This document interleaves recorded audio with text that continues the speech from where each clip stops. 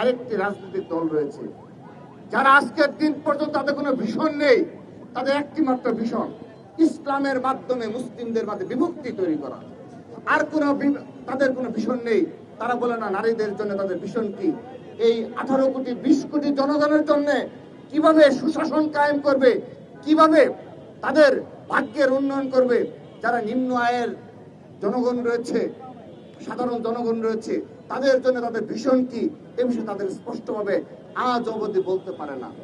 এ ধরনের বিভক্তিমূলক রাজনীতি যে খুনি হাসিনা যেভাবে এই রাষ্ট্রকে বাংলাদেশের স্বাধীনতা সর্বত ধ্বংসের ধারপ্রান্তে নিয়ে গিয়েছিল, আজ ঠিক একইভাবে এ ধরনের উগ্রবাদ প্রতিষ্ঠার মাধ্যমে আবারও আমরা মনে করছি এই বাংলাদেশের স্বাধীনতা সার্বভৌমত্ব হুমকি শুরু রয়েছে।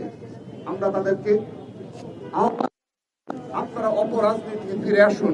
আপনারা আপনাদের রাজনৈতিক দল হিসাবে আমাদের বিএনপির ভারপ্রাপ্ত চেয়ারম্যান জনাব তারেক রহমান 31 দফা প্রদান করেছেন। আপনারা যদি পারেন তার থেকে আরো ভালো কোনো ভিশন, আরো ভালো কোনো প্রস্তাবনা আপনার রাজনৈতিক দলের কি এজেন্ডা রয়েছে জনগণের সামনে তা প্রকাশ করুন। সেই সাথে আরেকটি বিষয় বলছি, আপনারা এই চলমান সময়ে উসমান হাদি যখন মৃত্যুর সাথে পাঞ্জা লড়ছে, যখন আমরা কায়মনোবাকে দোয়া করছি, আমরা প্রতিবাদ জানাচ্ছি, ঠিক সেই সময় ভোলা পানিতে একটি বিশেষ গোষ্ঠী মাছ শিকারের প্রচেষ্টায় লিপ্ত ছিল। তারা বিচার চায়নি।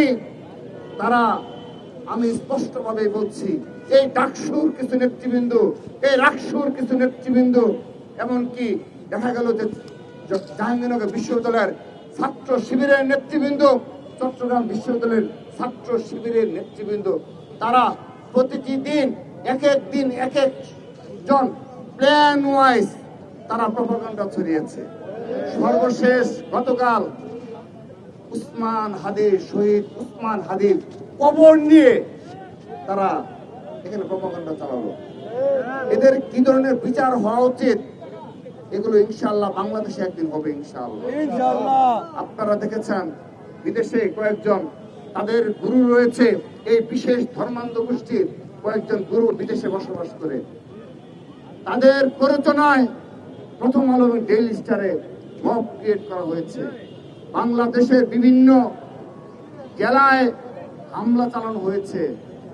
তো আমরা জেনেছিলাম উসমান হাদির এই জানাজা নামাজকে কেন্দ্র করে একটি বিশেষ গোষ্ঠী একটা ছক কষেছিল, কিন্তু তার 2 দিন যাবৎ সাধারণ জনগণের মনোভাব বুঝে, ছাত্র সমাজের মনোভাব বুঝে তাদের সেই ষড়যন্ত্র বেঁচতে গেছে।